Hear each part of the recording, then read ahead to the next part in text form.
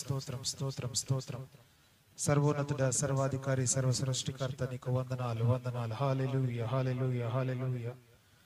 యేసయ్యా నీకు స్తోత్రం స్తోత్రం స్తోత్రం స్తోత్రం స్తోత్రం. థ్యాంక్ యూ జీసస్, నీకే వందనాలు వందనాలు. థ్యాంక్ యూ యేసయ్యా, నీకే స్తోత్రం స్తోత్రం స్తోత్రం స్తోత్రం స్తోత్రం స్తోత్రం. హల్లెలూయా హల్లెలూయా హల్లెలూయా హల్లెలూయా హల్లెలూయా.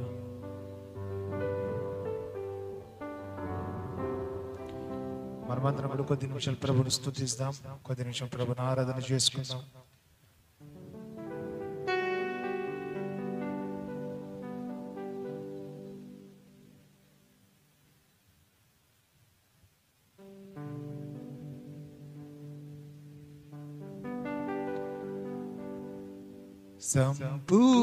సంపూర్ణమైన నీ కృపా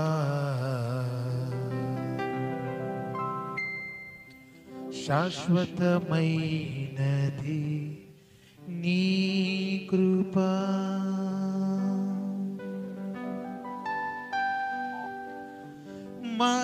మరువలేను నీదు నామం,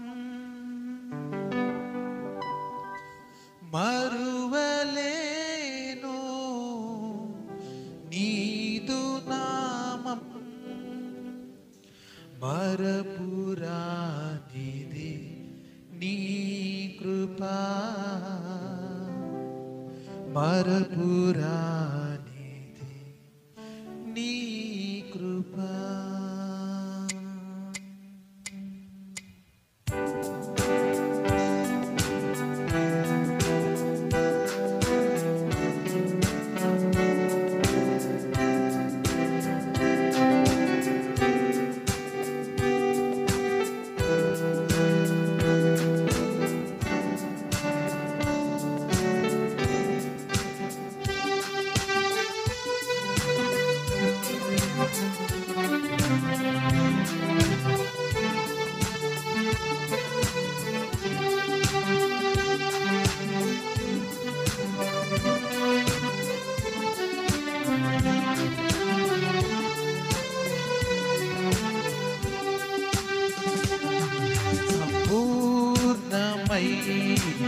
నీ కృపా శాశ్వతమైనది, నీ కృపా సంపూర్ణమైన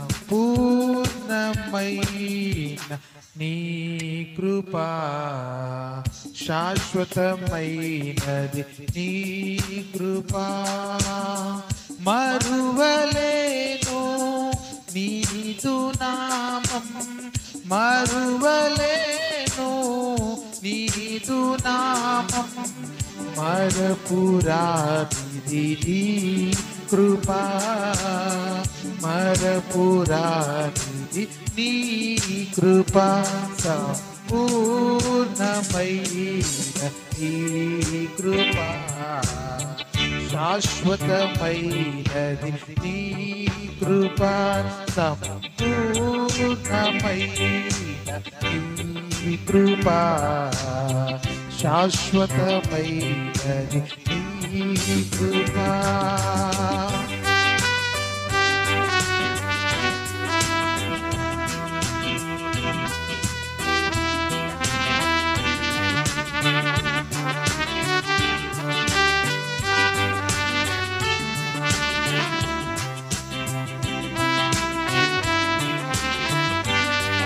కలుగు చేసే విడుదల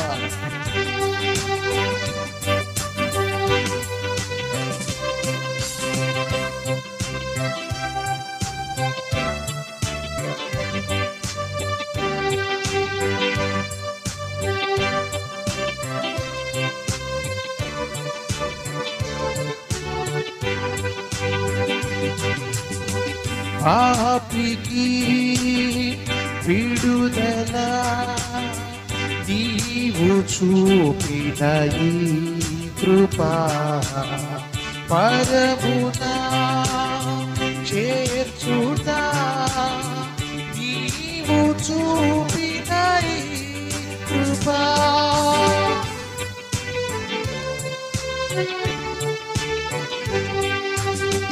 పాపికి విడుదల నీవు చూపిన ఈ కృపా పరమున చేర్చుట నీవు చూపిన ఈ కృపా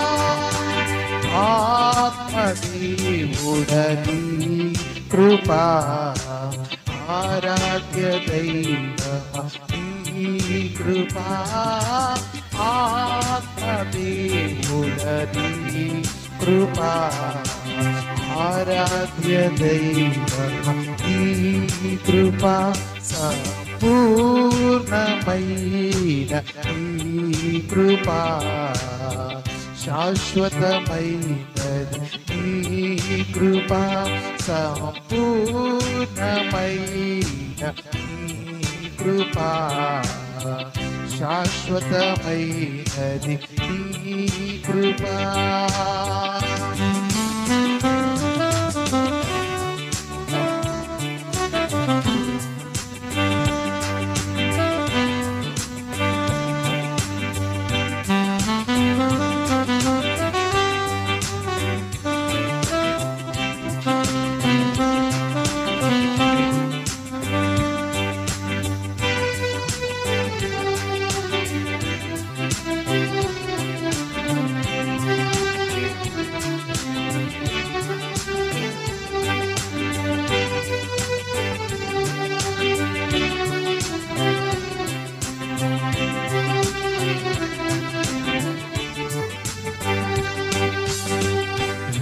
విద్యలేని పామరులకు నీవు చూపిన ఈ కృపా తేజవాసుల స్వాస్థ్యమునందు నీవు చూపిన ఈ కృపా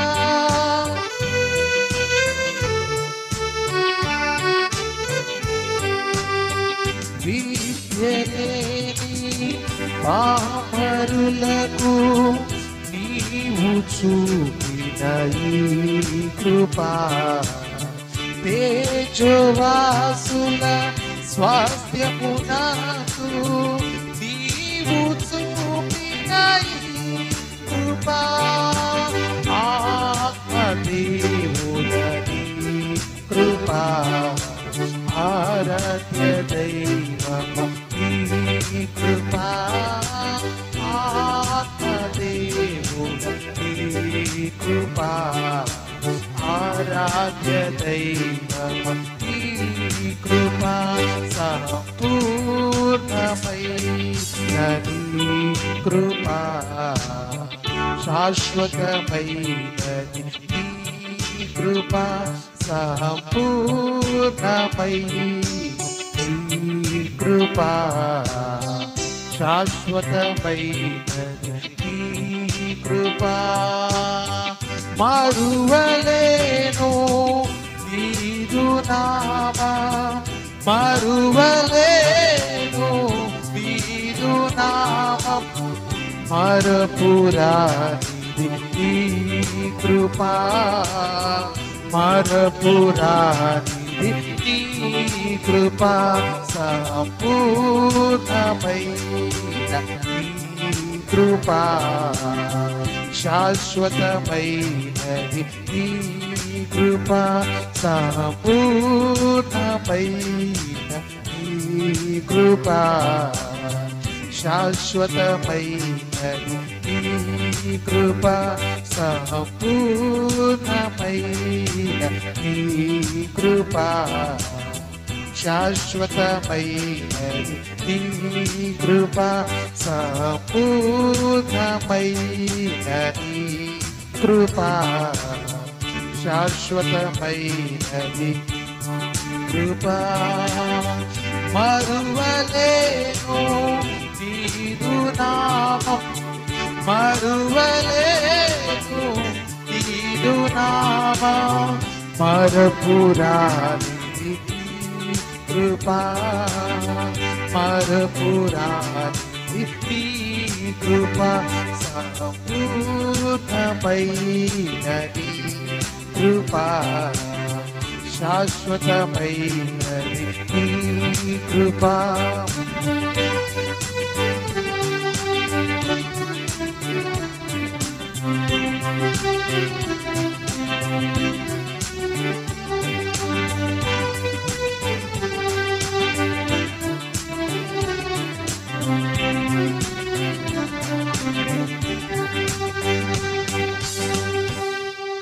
హల్లెలూయా. థాంక్యూ యేసయ్యా, నీకు స్తోత్రం.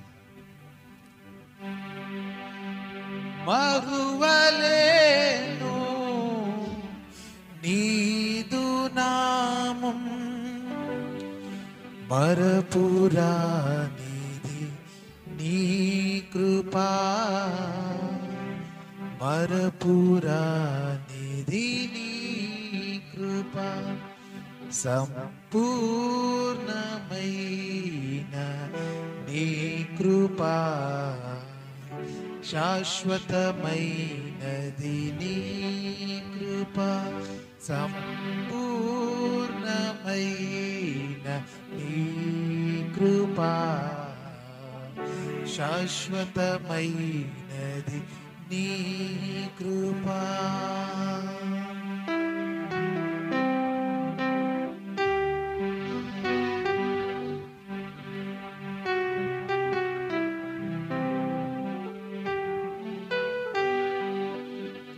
ప్రార్థన చేసుకునే సమయంలో వాక్యం కొరకు మన మధ్యలో సలహా సిస్టర్ వచ్చి ప్రార్థన చేస్తారు. మనం అందరం కూడా ఏకీభవిస్తాం.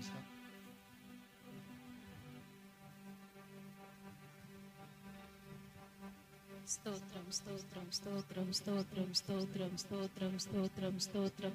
తండ్రి నీకు వందనాలు, ప్రభువా నీకు వందనాలు, పరిశుద్ధుడా నీకు వందనాలు, మహోన్నతుడా నీకు వందనాలు, కృపగల దేవా దయగల తండ్రి నీకు వందనాలు, స్తోత్రం చెల్లిస్తున్నాం ప్రభా. భూమి ఆకాశములు సృష్టించిన మహా గొప్ప తండ్రి నీకు వందనాలు, స్తోత్రం చెల్లిస్తున్నాం తండ్రి. అగ్నిజ్వాలంటి నేత్రములు కలిగిన ప్రభువా నీకు వందనాలు, స్తోత్రం. ఉన్నవాడా అన్నువాడా నీకు వందనాలు, స్తోత్రం చెల్లిస్తున్నాం దేవా. అయ్యా గడిచిన కాలం నుంచి నా ప్రభా ఈ రోజు వరకు నా తండ్రి మమ్మల్ని కాచి కాపాడి రెక్కల పరుచుకొని తండ్రి ఈ రాత్రి కాల సమయంలో ప్రభా నేను స్తుతించడానికి, నేను గణపరచడానికి ప్రభా, నేను మహిమపరచడానికి ఇచ్చిన కృపను బట్టి నీకు వందనాలు, స్తోత్రం చెల్లిస్తున్నాను ప్రభా. నా యేసయ్యా నీకు వందనాలు, స్తోత్రం. ఇప్పుడు పాస్టింగ్ కూడికను ప్రభా మీరు దీవించండి, ఆశీర్వదించండి నా తండ్రి నీకు వందనాలు, స్తోత్రం. అయ్యా పాటల ద్వారా మహిమ పొందుకొని ఉన్నారు తండ్రి, స్తుతుల ద్వారా గణపరుచుకుని ఉన్నారు దేవా నీకు వందనాలు, స్తోత్రం. అయ్యా నీ దాసు నోటికి బూరగా ఉండి ప్రభా మీరే మాట్లాడమని ప్రార్థిస్తున్నాను తండ్రి. వాక్యం కోసం ప్రార్థిస్తున్నాను తండ్రి. వాక్యంను ప్రభా మాకు కావలసిన వాక్యాల ద్వారా ప్రభా మీరు మాట్లాడమని ప్రార్థిస్తున్నాను తండ్రి. అయ్యా వచ్చిన ప్రతి బిడ్డలి ప్రభా ఎటువంటి వాక్యం అయితే కావాలన్న తండ్రి మీరు అందించమని ప్రార్థిస్తున్నాను తండ్రి. దేవా నీకు వందనాలు. ఇరుకైన మార్గంలో ప్రభా నడిచే ఒక వాక్యంలో మీరు మాకు దయచేయండి, వాక్యమైన ప్రభా జీవితంలో మీరు మాకు దయచేయమని ప్రార్థిస్తున్నాను దేవా నీకు వందనాలు. నా యేసయ్యా నీకు వందనాలు, స్తోత్రం ప్రభా. నీ దాసుని ప్రభా సిల్వచాట్ల మీరు మొగురుపరుచుకొని నా తండ్రి కావలసిన వాక్యం ద్వారా ప్రభా మీరు మాట్లాడమని ప్రార్థిస్తున్నాను దేవా నీకు వందనాలు. వచ్చిన ప్రతి బిడ్డల్ని ప్రభా మీరు దీవించండి, ఆశీర్వదించండి నా తండ్రి. రాలేక బిడ్డలు కూడా ప్రభా సమనికి ప్రతి ఒక్క బిడ్డల్ని ప్రభా మీరు నడిపించమని ప్రార్థిస్తూ నజరుడైన యేసుక్రీస్తు యొక్క నామములో ప్రార్థించి వేడుకుంటున్నాము తండ్రి, ఆమేన్. మంచిది. సాయంకాలం పూట మనమందరం కూడా ప్రభు సన్నిధిలో చేరి ప్రభు నామాన్ని కనపరచడానికి ప్రభు మనకిచ్చినటువంటి కృప ధన్యతను బట్టి ప్రభుని ఎంతగానో స్తుతిస్తా ఉన్నాను. మరి ఆయన సన్నిధిలో తన ఆవరణలు చేరిన ప్రతి ఒక్కరిని బట్టి ప్రభు ఎంతగానో సంతోషిస్తా ఉన్నాడు. మనమందరం కూడా ప్రతిరోజు దేవుని సన్నిధిలో చేరి ప్రభును స్తుతించడం అది మనకు, మన కుటుంబానికి, మన జీవితానికి ఎంతో ఆశీర్వాదకరము. సో మనమందరం కూడా దేవుని మన జీవితంలో కలిగి జీవించుచుండగా దేవుడు మన దైనందిన జీవితంలో మన అవసరాలన్నింటినీ కూడా తీర్చగలిగిన సమర్థవంతుడై ఉన్నాడు. మంచిది. ఈ సమయంలో మనమందరం కూడా 10 నిమిషములు దేవుని వాక్యాన్ని ధ్యానం చేసుకుందాం. ఈరోజు మనం ధ్యానం చేయబోతున్నటువంటి వాక్యాంశము దేవుని ఎదుట ఏడవండి. ఎవరి ఎదుట? దేవుని ఎదుట. మన దుఃఖ దినములో, మన కష్టకాలంలో మనము ఎందరెందరో ఎదుట ఎవరెవరి దగ్గర ఏడుస్తాం. కానీ ఏడుస్ట వల్ల ప్రయోజనం ఉందా లేదా అని మనం చూసుకోవాలి. ఎవరి దగ్గర ఏడవడం వలన ప్రయోజనం ఉంటుంది, ఎవరి దగ్గర ఏడవడం వలన ప్రయోజనము ఉండదు అనే విషయాలు మనం తెలుసుకుంటే అసలు ఏడుపు కన్నీరు అనేటువంటిది ఎంత విలువైనది అని అంటే ఆ విలువ ఎవరికి తెలియదు. మన కార్చే కన్నీరు, మన బాధ కలిగినప్పుడు కన్నీరు వస్తుంది కదా. మనం కష్టంలో ఉన్నప్పుడు దుఃఖం వలన, మనకు ఎంతో బాధ వలన కన్నీరు వస్తుంది కదా. ఆ కన్నీటి యొక్క విలువ ఏ మనిషికి తెలియదు. బైబిల్లో ఉంది విషయం, ఎవరికి తెలియదు. ఎవరు ఆ కన్నీటి యొక్క విలువను గుర్తించలేదు. ఎవరికి దాని యొక్క విలువ తెలుసు అంటే నిన్ను నన్ను సృజించిన దేవునికి మాత్రమే తెలుసు. అది మనం చూసినట్లయితే కీర్తనల గ్రంథము 56వ కీర్తన, పరిశుద్ధ గ్రంథం ఉన్నవారు మనమందరం దయచేసి తెరిచి 56వ కీర్తన 8వ వచనం.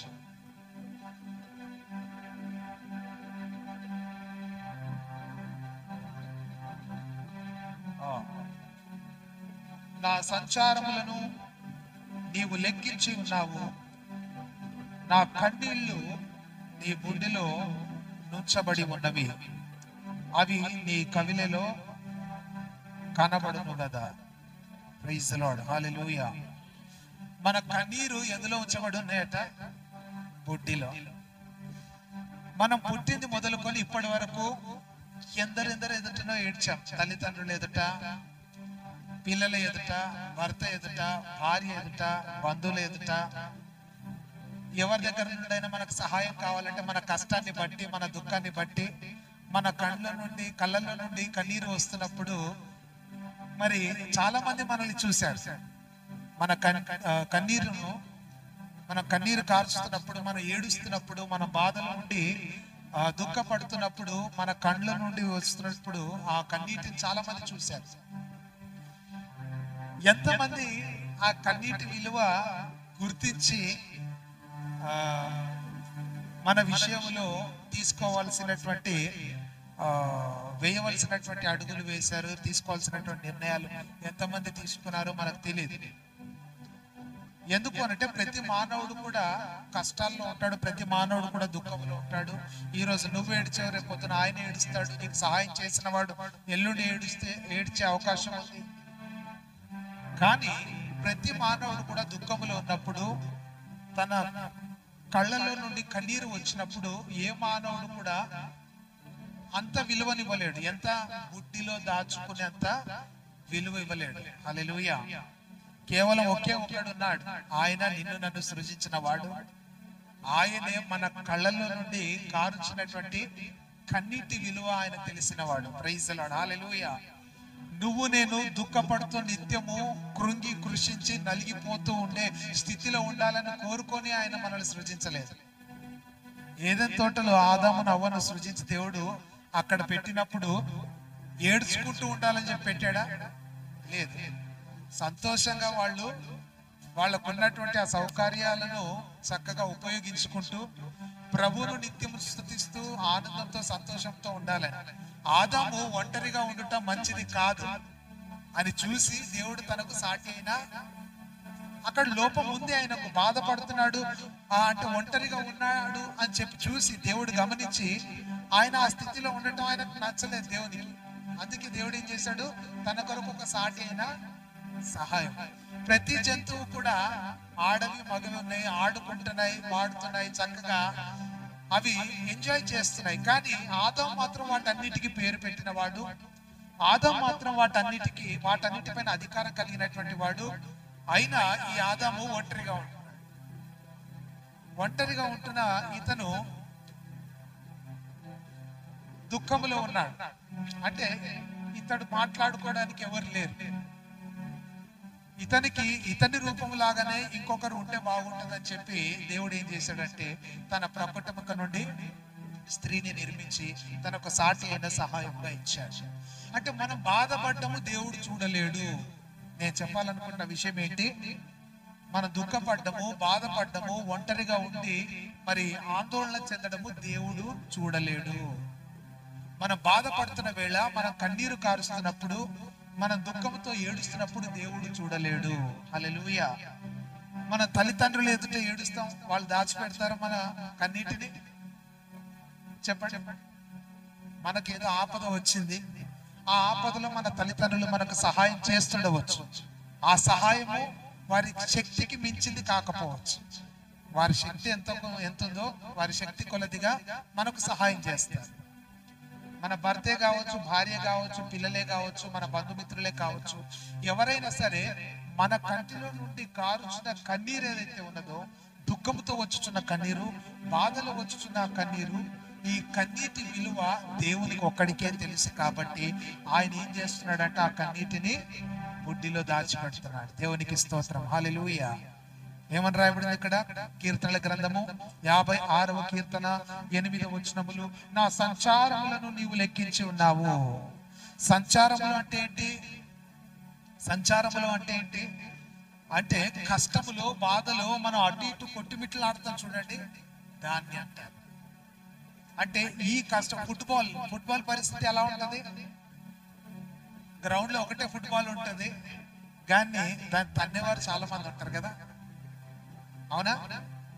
గ్రౌండ్ లో, ఫుట్బాల్ గ్రౌండ్ లో ఒకటే ఫుట్బాల్ ఉంటది, కానీ ఆ ఒక్క ఫుట్బాల్ ని తన్నేవారు ఎంతమంది ఉంటారు? చాలా మంది ఉంటారు.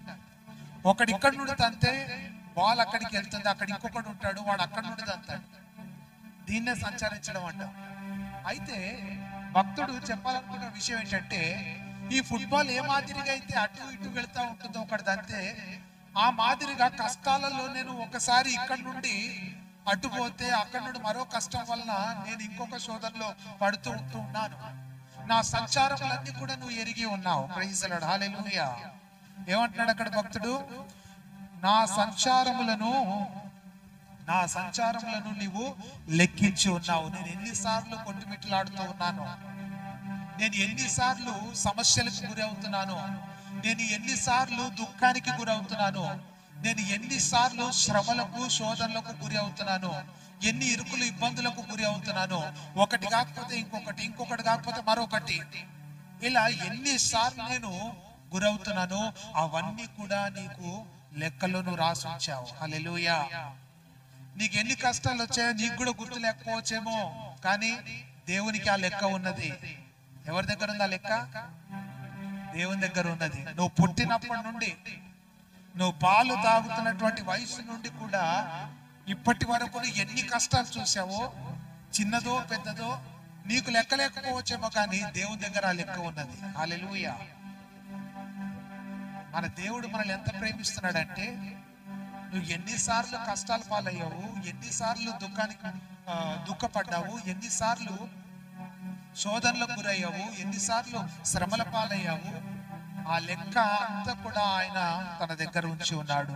అంత మాత్రమే కాదు, భక్తుడు అంటున్నాడు, నా కన్నీళ్లు నీ బుడ్డిలో నుంచబడి ఉన్నవి. భక్తుడు బాగా తెలుసుకున్నాడు దేవుడి గురించి.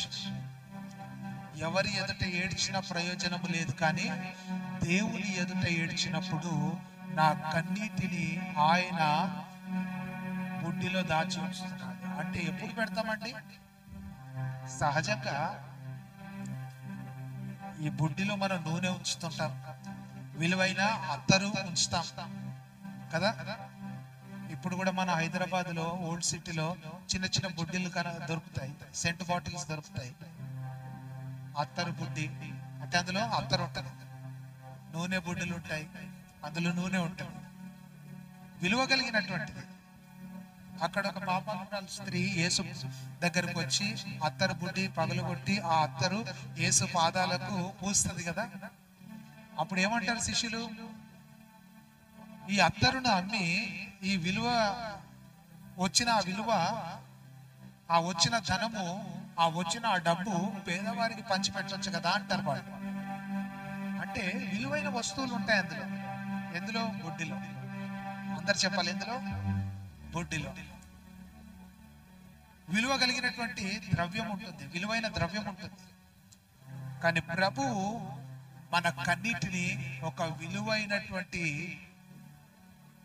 ద్రవ్యముగా ఆయన ఇచ్చాడు, విలువైనటువంటి కన్నీటిగా ఆయన ఇచ్చాడు. ఒక సామాన్యమైన బిందువుగా ఆయన తీసి పారేయలేదు, కానీ విలువైన బిందువుగా ఆయన ఎంచి ఉన్నాడు. దేవునికి స్తోత్రం, హల్లెలూయా. విలువైన చుక్కలు, మన కంటిలో నుండి కారేటువంటి చుక్కలు చాలా ఆయన ప్రెషియస్ గా భావించి దాన్ని బుడ్డిలో దాచుతాడు. నీకొక బుడ్డి ఉంది, నీకొక బుడ్డి ఉంది, నీకొక బుడ్డి ఉంది దేవుని దగ్గర. స్టీఫెన్ కి, ఇక్కడున్న సిస్టర్స్ కి, ఇక్కడున్న బ్రదర్స్ కి, ప్రతి ఒక్కొక్కరికి ఒక్కొక్క బుడ్డి ఉంది. నువ్వు ఎప్పుడైతే కన్నీరు కారుస్తున్నావో, ఎప్పుడైతే దుఃఖంలో ఏడుస్తున్నావో, దేవుడు ఆ కన్నీటిని తన బుడ్డిలో దాస్తాం. గట్టిగా చప్పట్లు కొడదాం, దేవునికి స్తోత్రం, హల్లెలూయా, హల్లెలూయా. అంటే ఎంత విలువ, ఆయన ఎంత విలువగా పెంచుతున్నాడంటే దాన్ని, అది సామాన్యమైనది కాదు. నువ్వు ఏడవకూడదు అని అంటున్నాడు. నువ్వు ఏడవకుండా ఉండడానికి ఆయన ఎన్ని విధాలుగా ఆయన చేయగలుగుతాడు. నువ్వు దుఃఖపడకుండా ఉండడానికి, నువ్వు శ్రమల పాలు కాకుండా ఉండడానికి, ఆ శ్రమలో విజయం పొందడానికి ఆయన శక్తికి మించిన ప్రయాసం ఆయన చేయగలుగుతాడు. హల్లెలూయా. ఈ పాపం అనే వేదనలో నువ్వు ఉండకుండా, నువ్వు ఆ పాపాన్ని జయించడానికి ఆయన పరలోక రాజ్యాన్ని విడిచిపెట్టి వచ్చాడు. మనిషిగా ఈ భూలోకానికి దిగి వచ్చి మనం పొందాల్సిన శిక్ష, మనం పొందాల్సిన మరణం ఆయన అనుభవించాడు. దేవునికి స్తోత్రం, హల్లెలూయా.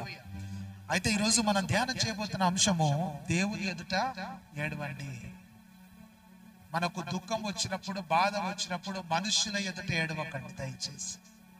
ఎవరైనా సరే మనుషుల ఎదుట ఏడిస్తే మనం బలహీనలం అవుతాం. ఎందుకంటే ఈ రోజు కాకపోతే రేపు, రేపు కాకపోతే ఎల్లుండి వాళ్ళు ఏం చేస్తారంటే, మనం వాళ్ళ ఎదుట ఏడ్చినందుకు వారు మనల్ని బలహీనులుగా ఎంచి మన విషయాలను మరొకరి ఎదుట చెప్పే అవకాశం ఉంటుంది.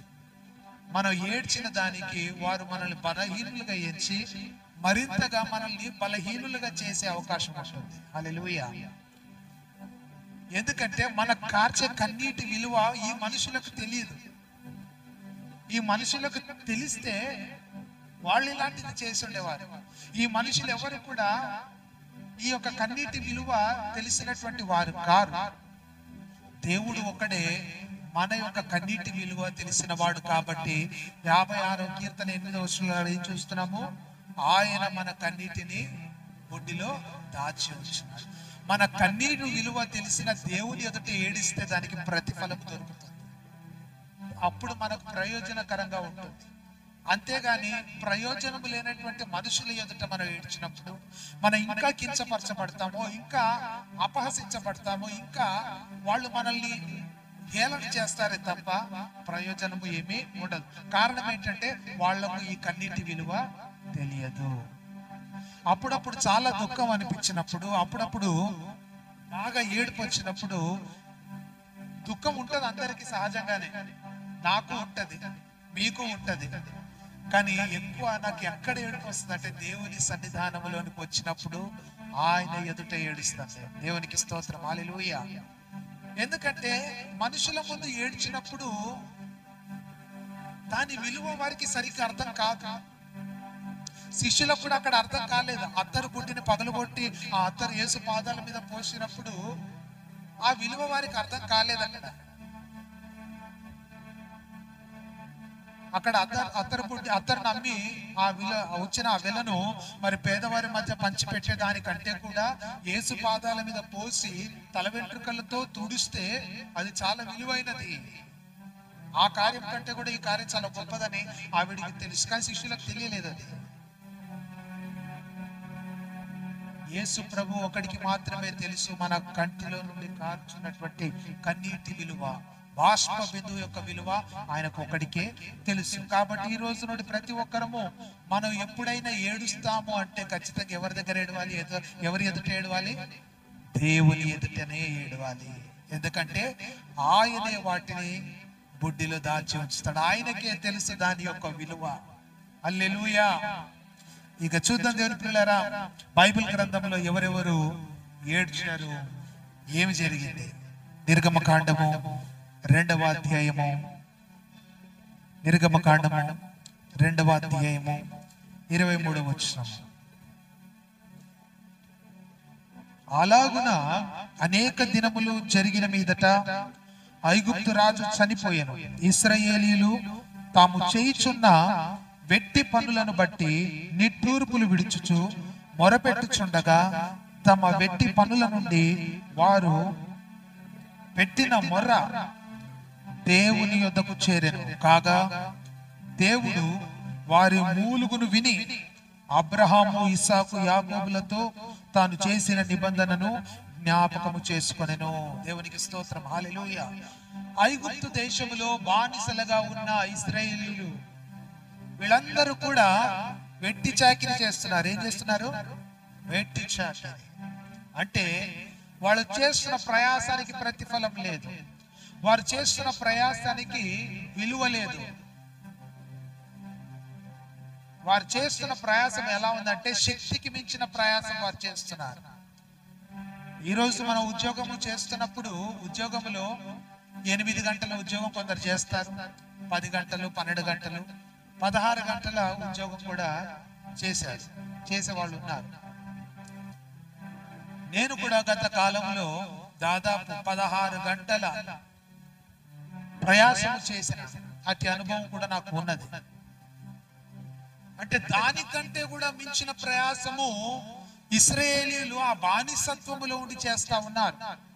అంత ప్రయాస పడినా కానీ వారికి గుర్తింపు లేదు, అంత ప్రయాస పడినా దానికి ప్రతిఫలము లేదు, అంత ప్రయాస పడినా వారికి సరైన తిండి లేదు. మీద నుండి వారికి శిక్ష, మీద నుండి వారికి దెబ్బలు, మీద నుండి భయంకరమైనటువంటి శోధన వాళ్లకు. ఈ జంతువులు చేసేదానికంటే కూడా ఎక్కువ శ్రమ, జంతువులకు పెట్టే దానికంటే కూడా ఎక్కువ శ్రమ ఈ యూదులకు, ఇశ్రాయేల్ ప్రజలకు పెట్టారు ఐగుప్తు దేశం. హల్లెలూయా. అంత భయంకరమైనటువంటి ఆ వెట్టి చాకిరి, వెట్టి పనులు చేస్తున్నటువంటి ఈ యూదులు, ఇశ్రాయేల్ ప్రజలందరూ కూడా ఏడుస్తా ఉన్నారు, మూలుగుతా ఉన్నారు, మొర పెడతా ఉన్నారు. భయంకరమైన పరిస్థితిలో ఉన్నాము దేవా, మమ్మల్ని కాపాడు తండ్రి అని చెప్పి వాళ్ళు ఏడుస్తా ఉన్నారు. వారు కలుగుతున్న బాధలను బట్టి వాళ్ళు మూలుగుతున్నప్పుడు మూలుగులను విన్నాడు దేవుడు. ఆమేన్, హల్లెలూయా. మనిషి ఏడుస్తున్నప్పుడు దేవుడు తట్టుకోలేడు. ఇది బాగా గుర్తుపెట్టుకోండి. నువ్వు ఏడుస్తున్నప్పుడు కొందరికి సంతోషంగా ఉంటుంది. ఏంటండి? నువ్వు దుఃఖపడుతున్నప్పుడు కొందరు సంతోషిస్తారు, నువ్వు ఏడుస్తున్నప్పుడు కొందరు సంతోషిస్తారు, నువ్వు బాధపడుతున్నప్పుడు కొందరు సంతోషిస్తారు, కొందరు బాధపడతారు. కానీ ఏ మనిషి అయినా బాధపడుతున్నప్పుడు, ఏ మనిషి అయినా దుఃఖపడుతున్నప్పుడు, ఏ మనిషి కూడా ఆ శ్రమ పడుతున్నప్పుడు దేవుడు అది చూడలేడు, తట్టుకోలేడు. ముఖ్యంగా ఆయన నమ్మినటువంటి వారిని విషయంలో అయితే ఆయన తట్టుకోలేడు. హల్లెలూయా. ఇక్కడ ఇశ్రాయేల్ ప్రజలు అబ్రహాము, ఇస్సాకు, యాకోబులకు వాగ్దానం చేసిన దేవుడు, వాగ్దాన భూమిలో ప్రవేశపెడతానని, వాగ్దాన భూమిని వారికి ఇస్తానని వాగ్దానం చేసిన ఈ దేవుడు, యెహోవా దేవుడు ఆకాశం నుండి చూస్తున్నాడు. ఏ ప్రజల్ని? ఇశ్రాయేల్ ప్రజల్ని. వెట్టి చాకిరీ చేస్తున్నారు ఈ ప్రజలు, దుఃఖపడుతున్నారు. శ్రమల పాలైనటువంటి ఈ ప్రజలు వారు దుఃఖపడుతున్నప్పుడు వారి మొర ఆయన అప్పుడు ఆలకిస్తా ఉన్నాడు. దేవునికి స్తోత్రం, హల్లెలూయా. వారు మూలుగుచున్నారు, వారి మూలుగులు దేవుడు విన్నాడు, వారి బాధను దేవుడు చూశాడు. అందుకే ఏం చేశాడంటే అక్కడ నిర్గమకాండము 3వ అధ్యాయము 7వ వచనములో, 3వ అధ్యాయము 7వ వచనములో, మరి యెహోవా ఇట్లనెను, నేను ఐగుప్తులోనున్న నా ప్రజల బాధను నిశ్చయముగా చూచితిని. పనులలో తమ్మును కష్టపెట్టు వారిని బట్టి వారు పెట్టిన మొరను వింటిని, వారి దుఃఖములు నాకు తెలిసేయున్నవి. దేవునికి స్తోత్రం, హల్లెలూయా. కష్టపెడుతున్నప్పుడు వాళ్ళు బాగా ఇబ్బంది పడ్డారు. ఎంత కష్టం అంటే మామూలు కష్టం కాదు, చెప్పలేము నోటితో, అంత భయంకరమైన చిత్రహింస. హల్లెలూయా. ఒక వ్యక్తి శక్తి ఎంత ఉంటుందండి భారం మోయడానికి? మాటే 50 కిలోలు, 100 కిలోలు, అంతకంటే కూడా ఎక్కువ భారం మోపుతున్నారు వాళ్ళ మీద. భయంకరమైన కష్టము, వెట్టి చాకిరీ చేయిస్తున్నారు. అలాంటి కష్టంలో ఏమి చేయలేక దిక్కులేని స్థితిలో మూలుగుతా ఉన్నారు. మూలుగడం అంటే మామూలు మూలుగడం కాదు, భయంకరంగా. అమ్మో, ఒక కుటుంబంలో ఏదైనా జరగకూడని సంఘటన జరిగినప్పుడు ఎలా ఉంటుందంటే ఆ కుటుంబము కొద్ది రోజుల పాటు భయంకరంగా వారు దుఃఖంలోనికి వెళ్ళిపోయి భయంకరమైనటువంటి కన్నీటి గుండా వారు వెళ్తా ఉంటారు.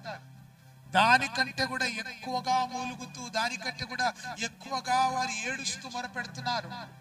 తప్పించేవాడు ఎవడు లేడు, మరొక ఆధారం లేదు. ఆ మూలుగులను దేవుడు వింటున్నాడు. హల్లెలూయా. ఆయన విని ఏం చేశాడంటే మోషేను పంపించాడు విడిపించడానికి. వారు ఇంకొకరి దగ్గర ఏడిస్తే, ఇంకొకరి దగ్గర మూలిగితే, ఇంకొకరి దగ్గర వారు బాధపడితే వారి యొక్క బాధలకు పరిష్కారం కలగకపోయేది. కానీ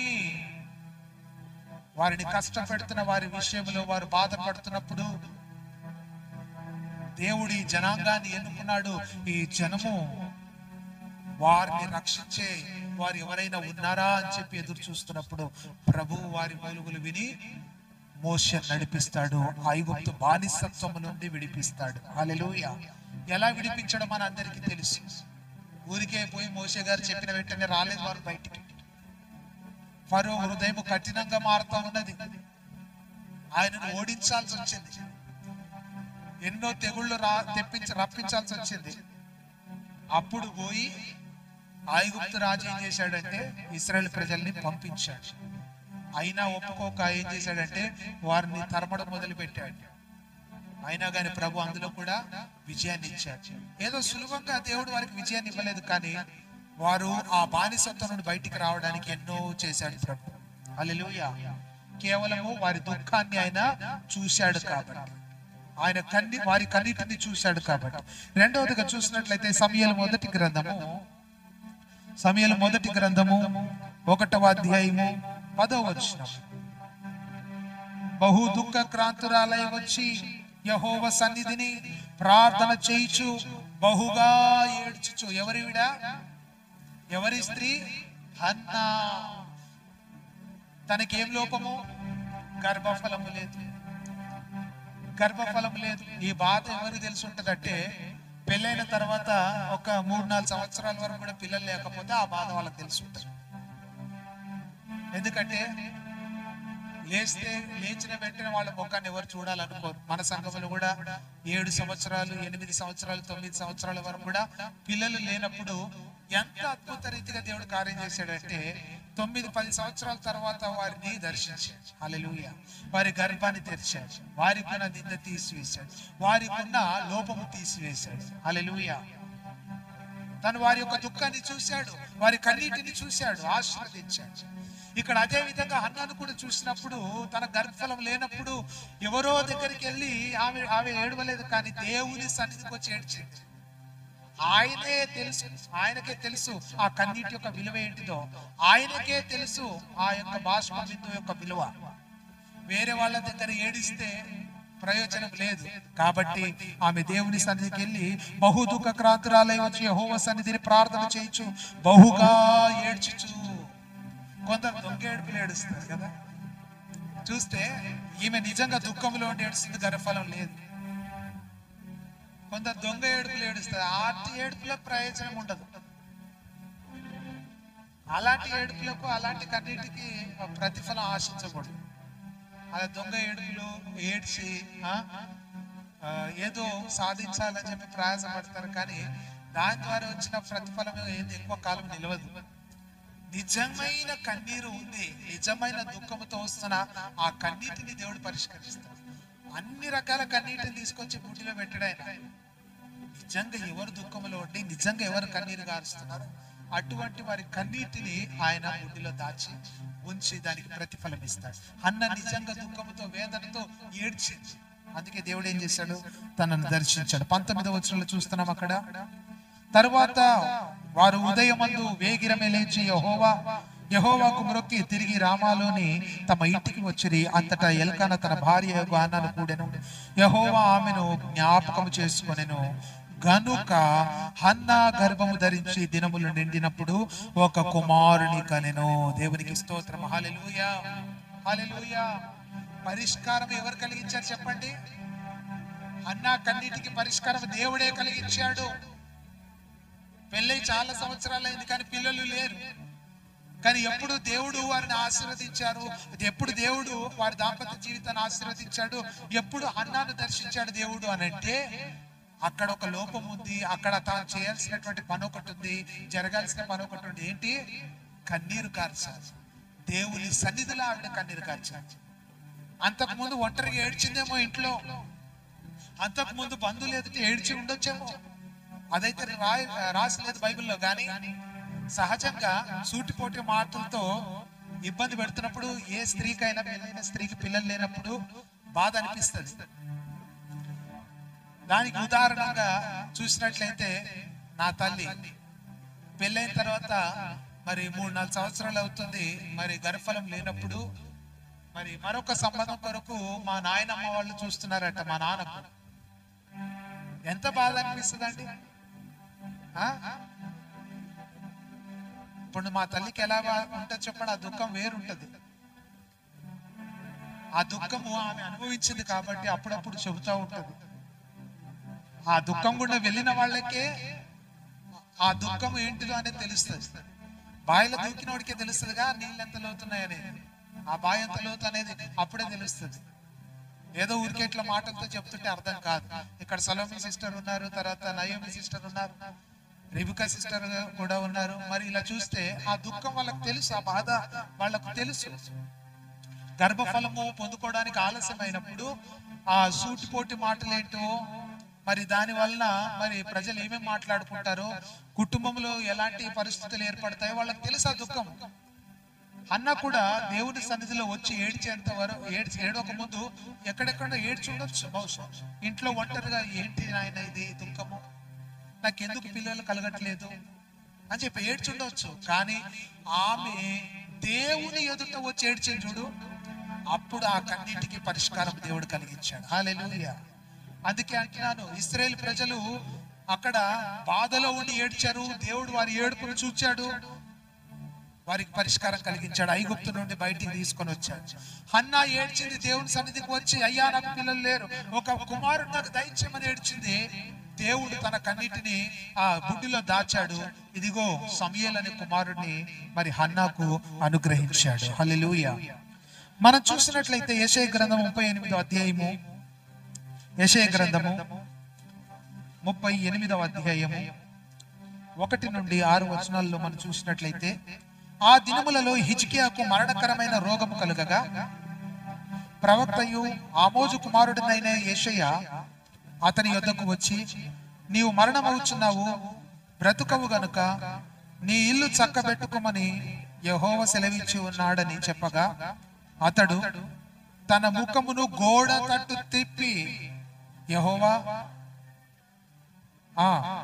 నీ సన్నిధిని నేను ఎట్లు నడుచుకుంటునో, నీ దృష్టికి అనుకూలముగా సమస్తము నేను ఎట్లు జరిగించుతునో కృపతో జ్ఞాపకం చేసుకొనుమని హిజ్కియా కన్నీళ్లు విడుచుచు యెహోవాను ప్రార్థింపగా. దేవునికి స్తోత్రం. హల్లెలూయా. హిజ్కియా మంచి రాజు. దావీదు తర్వాత కొంచెం భయభక్తులతో కొనసాగినటువంటి రాజులు ఎవరైనా ఉన్నారంటే ఆ గుంపులో మనం చూసినప్పుడు హిజ్కియా ఒకడు మంచి రాజు, మంచి పరిపాలన చేశాడు కొంతకాలం. కానీ హిజ్కియా రాజుకు మరణకరమైన రోగము వచ్చినప్పుడు ప్రవక్త అయినటువంటి యెషయాకు ఈ ప్రవచనం ఇచ్చి పంపిస్తాడు. నువ్వు వెళ్ళి చెప్పు హిజ్కియాకు, అతడు మరణించబోతూ ఉన్నాడు, తన ఇంటిని చక్కబెట్టుకోమని చెప్తాడు. అంతే కదండి. ఇప్పుడు అలాగే హఠాత్తుగా చనిపోయాడంటే మరి ఏమైపోవాలి తన కుటుంబం? ఇప్పుడు కూడా మనం మరణించక ముందే చాలా మంది ఏం చేస్తారంటే, చదువుకున్న వాళ్ళు చనిపోకముందే చావు అనేది చెప్పిరాదు కదా. ఎప్పుడు యాక్సిడెంట్లు అయితే తెలియదు, ఎప్పుడు మరణం వస్తుందో తెలియదు, ఎప్పుడు గుండె ఆగిపోతుందో తెలియదు. అందుకే టర్మ్ లైఫ్ ఇన్సూరెన్స్ చేసుకుంటాం. అంటే చనిపోయిన తర్వాత, భర్త చనిపోయినప్పుడు మిగిలిన ఇప్పుడు విడబడిన కుటుంబం, భార్య, పిల్లలు, వీరు ఇబ్బందుల పాలు కాకుండా పిల్లల చదువు మంచి కొనసాగడానికి, ఈ కుటుంబం పోషించబడడానికి టర్మ్ లైఫ్ ఇన్సూరెన్స్ చేసుకుంటున్నారు ముందే బ్రతకుండగా. ఎందుకు? చనిపోయినప్పుడు వీళ్ళు ఇబ్బంది పడకూడదు డబ్బు కోసం. ఆ వచ్చిన డబ్బు చనిపోయిన వ్యక్తి పేరిట ఉన్న పాలసీ ద్వారా వచ్చే డబ్బు బ్యాంకులో వేసుకుంటే నెల నెలకు కొంత డబ్బు వస్తుంటుంది అన్నాడు, కుటుంబం పోషించబడుతుంది. Praise lord. హల్లెలూయా. కానీ ఆ కాలంలో, హిజ్కియా కాలంలో ఇలాంటి పాలసీలు లేవే. ఇప్పుడంటే పాలసీలు ఉన్నాయి, కవరేజీలు ఉన్నాయి, ఇప్పుడు చేసుకుంటున్నారు చాలా మంది, మంచిదే. మరి హిజ్కియా కాలంలో లేదు కదా.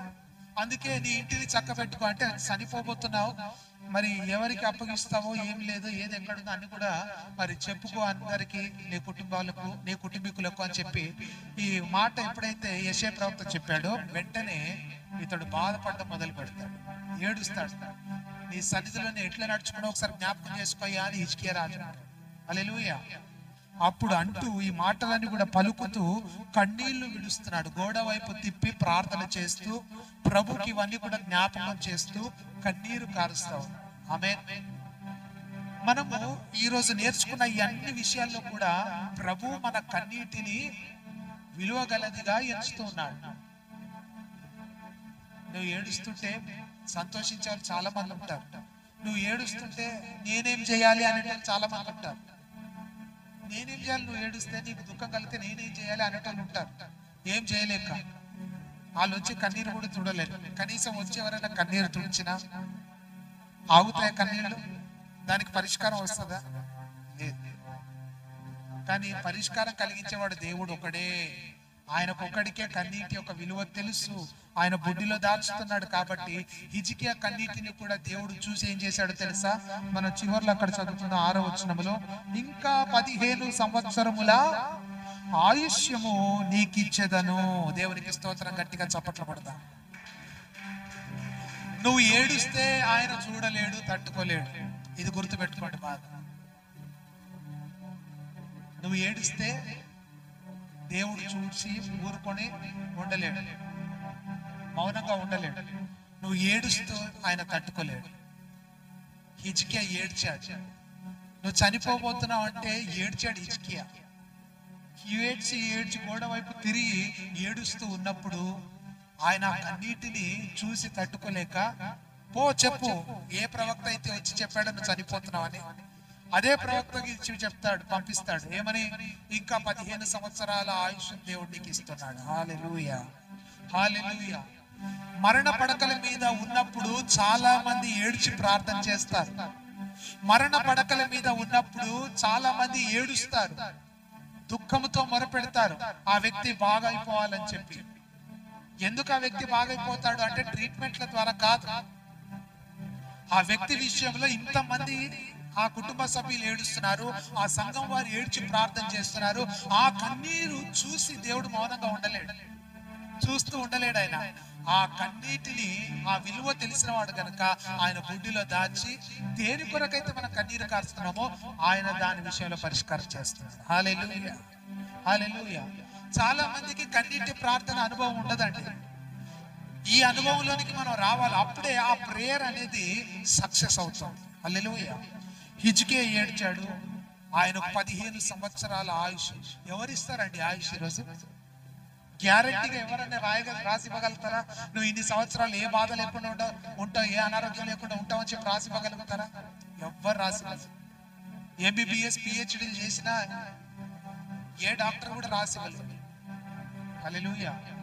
కానీ ప్రభు రాసిస్తాడు.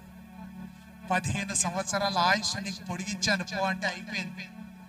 ఎవ్వరు ఏమి చేయలేరు వ్యక్తి. హల్లెలూయా, హల్లెలూయా.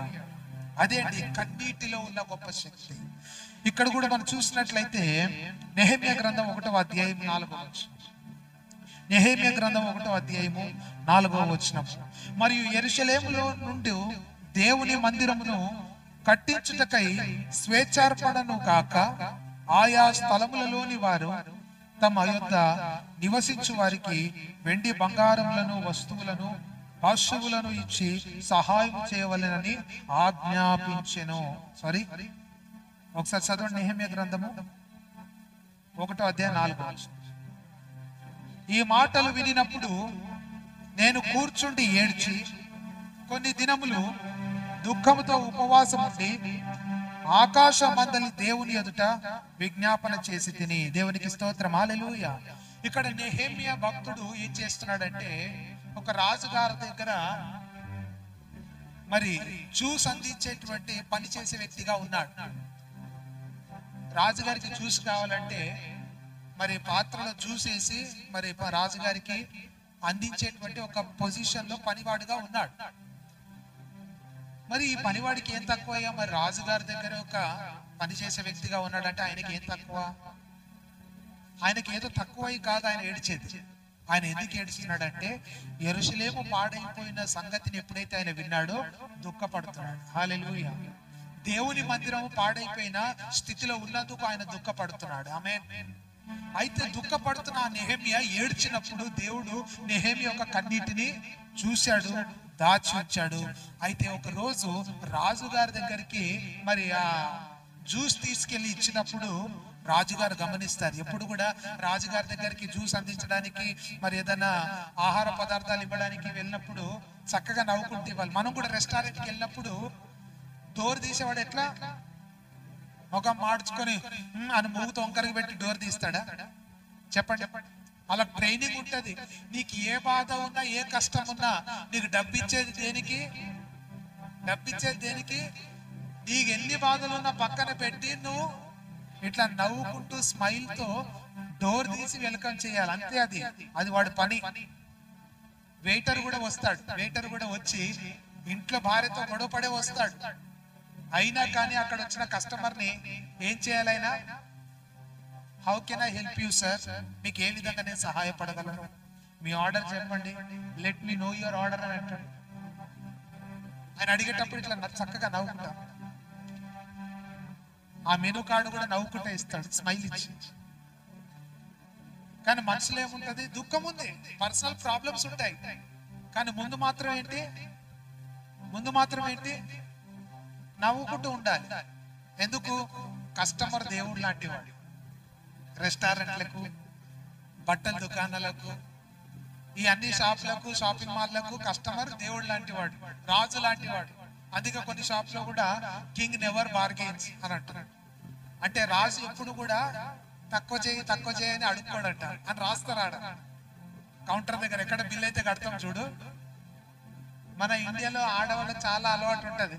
ఇంటికాడ కూరగాయలు బండోడి దగ్గర బార్గెయిన్ చేసినట్టు, తక్కువ చేయి అని అడిగినట్టు, పెద్ద పెద్ద షాపింగ్ మాల్లో పోయినాక కూడా అదే అలవాటు ఉంటది. తక్కువ చేయండి, ఒక 50 రూపాయలు తక్కువ చేయండి అంటే. అందుకే ఈ నష్ట తట్టుకోలేక, ఈ బాధ తట్టుకోలేక దుకాణదారులు కూడా ఏం చేస్తున్నారంటే, ఇప్పుడు ఆ కౌంటర్ దగ్గర కస్టమర్ రాజు లాంటి వాడు, రాజు ఎప్పుడు కూడా తక్కువ చేయమని అడగడు అని రాసిస్తారు. ఇక చదివినాక ఏమాత్రం అన్న కొంచెం ఉన్నాడు తక్కువ చేయండి సార్ అని అనలేడు. హల్లెలూయా, హల్లెలూయా. నేను ఒకసారి ఇలాగే టీషర్ట్ కొనుక్కోవడానికి వెళ్ళాను. నేను సహజంగా ఎవరిని బార్గెన్ చేయను. నేను ఏదైనా కొనుక్కుంటానంటే ఆ ప్రైస్ తక్కువ ఉన్నదే చూసుకొని, మంచిగా ఉందో లేదో చూసుకొని అంతే కొనుక్కుంటాను. నేను ఎక్కువ ఖరీదైనటువంటి వస్తువులు కూడా నేను తీసుకోవడానికి ఇష్టపడను. తక్కువ ఉండాలి బడ్జెట్, మంచిగా ఉండాలి, అందులోనే సంతృప్తి చెందాలి అని నా ఉద్దేశం. అయితే నేను ఒకసారి ఇలాగే టీషర్ట్ కొనడానికి ఒక షాప్కి వెళ్ళినప్పుడు కింగ్ నెవర్ బార్గెన్స్ అన్నాడు. ఆడు ఎప్పుడు పెట్టి ఉంటాడు అప్పుడు అట్లాంటి ట్యాగ్ లైన్? ఆడు ఎప్పుడు పెట్టాడు ఆ బోర్డు? విసిగిపోయినాకనే పెట్టాడు ఆయన. ఊకే మాటికి వచ్చి 10 రూపాయలు తక్కువ చేయి, నువ్వు అన్న మాటగా కొనుక్కోవాలా, మళ్ళీ రావద్దా మేము?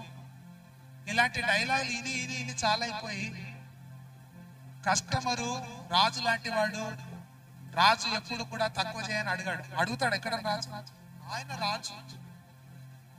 ఇంకా అవసరమైతే 10 రూపాయలు ఎక్కువ ఇచ్చే కొనుక్కుంటాడు ఆయన. ఆ ఫీలింగ్ లోకి రావాలని చెప్పి ఆ బోర్డు పెడతారు దుకాణం. చదివాను, బాగానే పెట్టారు ఆయన. ఎంతమంది కస్టమర్లు ఇలా అడగడం వల్ల విసిగిపోయి ఆ బోర్డు పెట్టున్నాడు అని అర్థం చేసుకున్నాను. హల్లెలూయా. మా అమ్మను కూడా అక్కడికి వెళ్ళినప్పుడు చూస్తూ ఉంటా, ఎందుకో తక్కువ చేయి అన్నట్టు బోర్డు లేని దగ్గర. హల్లెలూయా. ఇంటి దగ్గర ఉల్లిగడ్డలు వచ్చినప్పుడు, కూరగాయలు వచ్చినప్పుడు అలా బార్గెన్ చేస్తూ ఉంటారు. బార్గెన్ చేయడం తప్పేమి లేదు. కానీ ఇక్కడ మనం చూసినట్లయితే ఇదంతా కూడా ఎందుకు చెప్పా? దుకాణానికి వెళ్ళినప్పుడు దుకాణం వాళ్లకు మనం ఏమై ఉన్నాం? రాజు అయి ఉన్నాం. King is like A customer. మనం ఉంటేనే మన దుకాణం నడిచేది కదా, మనం కొంటేనే మన దుకాణం నడిచేది కదా. మనల్ని రాజులాగా ట్రీట్ చేస్తారు.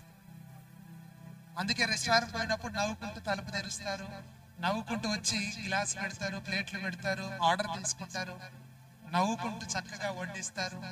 ఫ్లైట్ లో కూడా మనం వెళ్తున్నప్పుడు అక్కడ ఎయిర్ హోస్టెస్ ఉంటుంది. ఇబ్బంది పడరు వాళ్ళు. ఎన్ని 10 సార్లు అడిగినా కానీ ముఖంలో మాత్రం ఆ కోపం తీసుకుంది కనపడని, చక్కగా నవ్వుకుంటూనే సమాధానం చెప్తారు. హల్లెలూయా. అంటే ఇదంతా ఎందుకు చెప్తున్నానంటే, ఇక్కడ రాజు దగ్గర పాత్ర అందించే వ్యక్తిగా ఉన్నాడు. ఎవరు? నెహెమ్యా. జ్యూస్ పాత్ర అందించే వ్యక్తిగా ఉన్నాడు. మరి రాజుగారి దగ్గరికి వెళ్ళి జ్యూస్ పాత్ర అందిస్తున్నప్పుడు ఎలా ఇవ్వాలినా చెప్పండి? నువ్వు రాజు కాకపోయినా రెస్టారెంట్కి వెళ్తే నువ్వు రాజు అనేంత ఫీలింగ్ లోకి తీసుకొని వస్తారు, నవ్వి అన్ని కూడా సేవ చేస్తా ఉంటారు. కానీ అయితే ఆయన అయితే రాజు, నిజమైన రాజు. మరి ఆ రాజు దగ్గర ఎలా ఇవ్వాలి నా పాత్ర? నవ్వుకుంటూ ఇవ్వాలి. కానీ ఎప్పుడు కూడా చూడండి, క్రైస్తవులు ఉన్నది ఉన్నట్టుగానే ఉంటారు, లోపల ఒకటి బయట ఒకటి ఉండకూడదు. మరి యెరూషలేము దేవుని మందిరం పాడైపోయిందన్న ఈ దుఃఖం ఆయనలో ఉన్నప్పుడు ఎలా నవ్వుకుంటే పాత్ర ఇవ్వగలుగుతాడైనా? ఇవ్వలేడు. ఆ దుఃఖం లోపట ఉంది, ఆ దుఃఖం ముఖం మీద కనబడతా ఉన్నది. ఆమె అందుకే ఇది కొంచెం తొందరగా ఎవరిలో కనబడుతుంది అంటే ఆడవాళ్ళు తొందరగా కనబడతాం. మన కుటుంబాల్లో కూడా చూస్తే పొద్దున ఏదో చిన్నగా కోపగించుకుని అందుకే సాయంత్రం వచ్చే వరకు కూడా ఆ బాధ ముఖంలో కనబడుతుంది. ఎక్కడ తెలుసా? వండిన వంటకంలోనే కనబడుతుంది, మరి ఆ మాటలోనే కనబడుతుంది, ఆ ముఖం యొక్క వాలకాల్లోనే కనబడుతుంది. గమనించేస్తారు కుటుంబీకులు, మమ్మీ డాడీ ఇది పిల్లలందరూ కూడా గమనిస్తారు. ఏమైంది డాడీ మమ్మీకి అట్లుంది? భర్త కూడా అంటాడు ఏమైంది అట్లున్నావు అని అంటాడు. ఎందుకు గమనిస్తాడు, ముఖంలో కనబడుతుంది. హల్లెలూయా. మరి నెహెమ్యా ఎప్పుడైతే జ్యూస్ తీసుకొని వచ్చిస్తున్నాడో రాజుగారు అది గమనించారు. ఏంటి? ముఖములో దుఃఖం ఉన్నది. ఏంది నెహెమ్యా ఏమైంది అన్నప్పుడు, మరి నా యెరూషలేము ఇలా పాడైపోయింది, దేవుని మందిరం పాడైపోయిన స్థితిలో ఉంది అని అన్నప్పుడు రాజు సంతోషంతో అతన్ని పంపిస్తాడు. హల్లెలూయా. సంతోషంతో వెళ్ళి ఆ పనులన్నీ చూసుకోమంటాడు. మరి నెహెమ్యా వెళ్ళడానికి మరి రాజు అనుమతిస్తేనే వెళ్ళగలిగాడు. కానీ రాజు అనుమతించాలంటే రాజు మనసు దేవుడు మార్చాలి. దేవుడు రాజు మనసు మార్చాలంటే నెహెమ్యా ఏడ్చిన కన్నీటిని ఏం చేశాడు? బుడ్డిలో దాచాడు. ఆ కన్నీటిని దేవుడు చూశాడు. దేవునికి స్తోత్రం. హల్లెలూయా. ఇక మనం చూసినట్లయితే యోహాను సువార్త 11వ అధ్యాయం 32, 33 వచనాల్లో, యోహాను సువార్త 11వ అధ్యాయం 32, 33.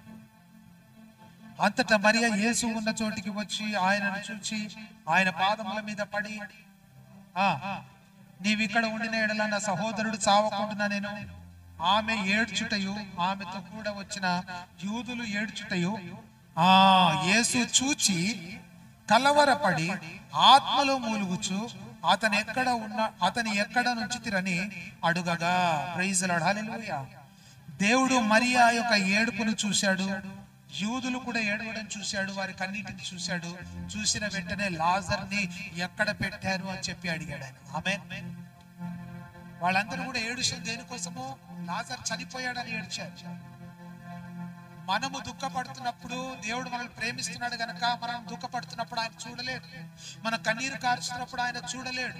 మనం దేని విషయం అయితే కన్నీరు కారుస్తున్నామో ఆ విషయంలో ఆయన త్వరగా కార్యము జరిగిస్తాడు. ఆమేన్. మరియ ఏడవడం ఆయన చూడలేకపోయాడు, యూదులు ఏడవడం ఆయన చూడలేకపోయాడు. వెంటనే తనలో ఆయన మూలుగుచూ లాజర్ని ఎక్కడ పెట్టారు చెప్పండి అడ్రస్ అని అన్నాడు. వెంటనే వెళ్ళిపోయాడు, ఆ రాయి బొర్లించమన్నాడు. సమాధి దగ్గరికి వెళ్ళి ఇదిగో లాజరు బయటికి రమ్మన్నాడు. ప్రేత వస్త్రములతో ఆయన బయటికి వచ్చాడు. దేవునికి స్తోత్రం. హల్లెలూయా. అప్పటి వరకు ఏడుస్తున్న ఆ కుటుంబము సంతోషించింది. ఎందుకు దేవుడు ఆ కార్యం చేయాల్సి వచ్చింది? అక్కడ మరియ ఏం చేసింది? కన్నీరు కార్చింది. ఏ మరియ? మార్తా, మరియ, లాజరు. ఈ కుటుంబంలో ఉన్నటువంటి మరియ. ఆ మరియ ఏడ్చింది కాబట్టి దేవుడు ఆ కార్యం చేశాడు. Praise the Lord. హల్లెలూయా. ఇక్కడ చూసినట్లయితే దేవుని ప్రియులారా, ఇశ్రాయేలీయులు ఏడ్చారు, దేవుడు ఐగుప్తు నుండి వారిని విడిపించాడు. హన్నా ఏడ్చింది, దేవుడు గర్భఫలం ఇచ్చాడు. దేవునికి స్తోత్రం. హిజ్కియా ఏడ్చాడు, 15 సంవత్సరాల ఆయుష్ను పొందుకున్నాడు. నెహెమ్యా ఏడ్చాడు, ఏడ్చినందుకు రాజు ఏం చేశాడు? నువ్వు వెళ్ళమని చెప్పాడు. హల్లెలూయా. కట్టుకున్నాడు, తన యెరూషలేమును కట్టుకున్నాడు, మందిరాన్ని కట్టుకున్నాడు. చివరిగా మరియా కూడా ఇక్కడ ఏడ్చింది. తన సోదరుడైనటువంటి లాజరు తిరిగి మరణాన్ని జయించి బయటకు వచ్చాడు, సజీవుడయ్యాడు. ఆమేన్. ఈ అన్ని 5 విషయాల్లో కూడా మనం గమనించింది ఏంటి? ఎప్పుడైతే మనం ఏడుస్తామో దేవుడు పరిష్కారం కలిగిస్తాడు. నువ్వు ఏడుస్తూ ఉన్నప్పుడు భర్త కూడా ఏమి చేయలేక చూస్తూ ఉండిపోతాడు. నువ్వు ఏడుస్తున్నప్పుడు భార్య కూడా ఏమి చేయలేక మరి చూస్తూ ఉండిపోతుంది. ఇంకేం చేయగలుగుతుంది ఆమె? పిల్లలు ఏడుస్తున్నప్పుడు కొందరు కుటుంబాల్లో ఎలా ఉంటదంటే పిల్లలకు సరిగ్గా తినడానికి అవకాశం ఉండదు. వాళ్ళు ఏడుస్తున్నప్పుడు తల్లిదండ్రులు ఏమి చేయలేక వాళ్ళు కూడా ఏడుస్తూ ఉంటారు. ఒక కుటుంబానికి కష్టం ఎదురయ్యి కష్టాల పాలై కుటుంబం అంతా కూడా దుఃఖములో మునిగిపోతారు, ఏడుస్తూ ఉంటారు. ఎవరు ఏమి చేయలేరు. కానీ దేవుడు వారి కన్నీటిని చూస్తూ ఉండలేడు. ఆయన వారి కన్నీటిని విలువైనదిగా ఎంచి ఆయన బుడ్డిలో దాచి ఆ కన్నీటికి పరిష్కారము కలిగించేవాడు ఒక్కడే, ఆయన యేసుక్రీస్తు ప్రభు. ఆమేన్. నువ్వు ఏడుస్తూ ఉన్నప్పుడు ఆయన మౌనంగా చూస్తూ ఉండేవాడు కాడు.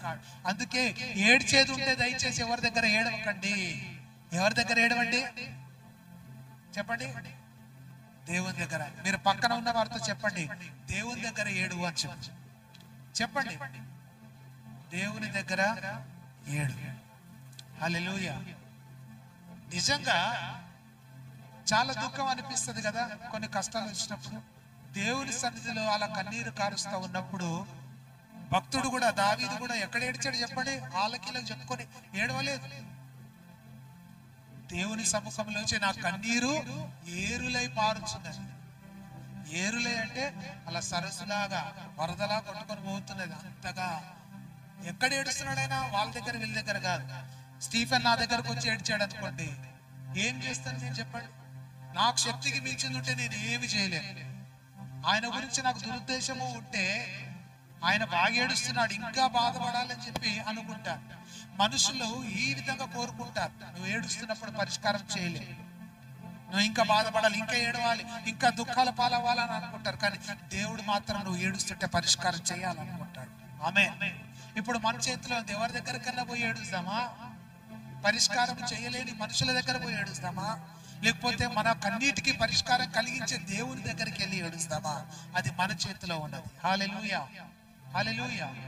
దేవుని దగ్గర, దేవుని సముఖములో, దేవుని సన్నిధిలో చేరి ప్రార్థించి మనం ఏడ్చినట్లయితే ఈ 5 ఉన్నారు చూడండి. ఈ 5 ఇశ్రాయేలీయులు, హిజ్కియా, నెహెమ్యా, మరియా, తర్వాత హన్నా, వీళ్ళందరూ కూడా ఎవరో దగ్గరికి వెళ్ళి ఏడవలేదు, కానీ దేవుని దగ్గర ఏడ్చారు, అద్భుతంగా పరిష్కారం పొందుకున్నారు. కాబట్టి రాత్రికాల సమయంలో ఈ వాక్యం విన్న మనమందరం కూడా దేవుని సన్నిధిలో ఏడుస్తాం. మనుషులు ఎదుట ఏడవకుండా దేవుని సన్నిధిలో ఏడ్చి మన సమస్యలను మనం పరిష్కరించుకుందాం. ఈ మాటలు దేవుడు దీవించును గాక. ఆమేన్. ప్రార్థన చేసుకున్న అందరూ కూడా కళ్ళు మూసుకున్నట్లయితే, పరిశుద్ధుడా, మహోన్నతుడా, కృపగల తండ్రి, నీకు స్తోత్రాలు. ఈ రాత్రికాల సమయంలో మా అందరితో మీరు మాట్లాడిన విధానం బట్టి నీకు వందనాలు నాయనా. ప్రభా, ఈ రాత్రికాల సమయంలో తండ్రి, మనుషులు ఎదుట ఎవరు ఏడవడానికి వీలు లేదు. నిన్న నేడు రేపు ఏకరీతిగా ఉన్నవాడు నేను. మనుషులు ఎదుట మీరు ఏడిస్తే మిమ్మల్ని అపహసిస్తారు, మిమ్మల్ని ఇంకా బాధ పెడతారు, మిమ్మల్ని ఇంకా కష్టాల పాలు చేస్తారు, మిమ్మల్ని ఇంకా దుఃఖపరుస్తారు, ఇంకా మీ బలహీనతను ఎరిగి ఇంకా మిమ్మల్ని ఇబ్బందులు పాలు చేస్తారే తప్ప ఈ మనుషులకు మీ కన్నీటి విలువ తెలియదు. కాబట్టి ప్రభు అంటున్నాడు, ఆ విలువ నాకు తెలుసు. కీర్తనల గ్రంథం 56వ కీర్తన 8వ వచనంలో భక్తుడు గ్రహించాడు, ఆయన కన్నీటిని దేవుడు బుడ్డిలో దాచి ఉంచాడని. ఈరోజు నీకొక బుడ్డి ఉన్నది దేవుని దగ్గర. నువ్వు కార్చే ప్రతి కన్నీరు కూడా ఆ బుడ్డిలో దేవుడు దాచుతున్నాడు. ప్రియ సంగమా, ప్రియ దేవుని బిడ్డ, నీకంటూ ఒక ప్రత్యేకమైన బుడ్డి దేవుని దగ్గర ఉన్నది. నువ్వు దేని విషయంలో ఏడుస్తున్నావో, కార్చుస్తున్న ప్రతి కన్నీరు కూడా ఆ బుడ్డిలో ఆయన దాచి ఉంచుతున్నాడు. నీకు ఏడుపు వచ్చినప్పుడు నువ్వు ఎవరి దగ్గరకు వెళ్ళి ఏడవలసిన అవసరం లేదు. నీకు దుఃఖం వచ్చినప్పుడు ఎవరి దగ్గరకు వెళ్ళి నువ్వు వాళ్ళ భుజాల పైన తలవాల్చి ఏడవలసిన అవసరం లేదు. ఎందుకంటే వారికి నీ కన్నీటి విలువ తెలియదు, వారు ఏమి చేయలేరు. నీ కన్నీటి విలువ తెలిసిన దేవుడు ఆయన సముఖానికి వచ్చి, ఆయన సముఖములో ఆయన ఎదుట నువ్వు కన్నీరు కార్చు. ఆయన కన్నీటికి పరిష్కారం కలిగించబోతున్నాడు. ఇశ్రాయేలీయుల కన్నీటికి పరిష్కారం కలిగించిన దేవుడు, హన్నా కన్నీటికి పరిష్కారం కలిగించిన దేవుడు, నెహెమియా కన్నీటికి పరిష్కారం కలిగించిన దేవుడు, హిజ్కియా కన్నీటికి పరిష్కారం కలిగించిన దేవుడు, మరియా కన్నీటికి పరిష్కారం కలిగించినటువంటి దేవుడు ఈరోజు నీ కన్నీటిని కూడా ఆయన పరిష్కరిస్తాడు. నువ్వు దేని విషయంలో అయితే కన్నీరు కారుస్తున్నావో, దేని విషయంలో అయితే నువ్వు అంగలారుస్తూ ఉన్నావో, దేని విషయంలో దుఃఖపడి ఏడుస్తూ ఉన్నావో, నీ కన్నీటికి జవాబు ఉన్నదని ప్రభు అంటున్నాడు. Thank you Jesus. స్తోత్రం. ఇక్కడ ఎందరైతే ప్రభు ఈ వాక్యం విన్నవారిలో దుఃఖంలో ఉండి ఏడుస్తూ ఉన్నారో ప్రభు, వ్యక్తిగతంగా వారి ప్రార్థనలో ప్రభు ఎందరైతే కన్నీరు కారుస్తూ ఉన్నారో, వారి కన్నీటికి జవాబు దయచేయండి నా తండ్రి. వారి కన్నీటికి ప్రతిఫలము దయచేయండి. వారి కన్నీటికి పరిష్కారము నాజరేయుడైన యేసు నామములో కలుగును గాక. ఈ విన్న వాక్యం అందరి హృదయాల్లో భద్రపరచు. సమస్త మహిమ ఘనత ప్రభావం నీకే ఆరోపిస్తూ యేసు పరిశుద్ధ నామములో ప్రార్థించి వేడుకొనుచున్నాము తండ్రి. ఆమేన్.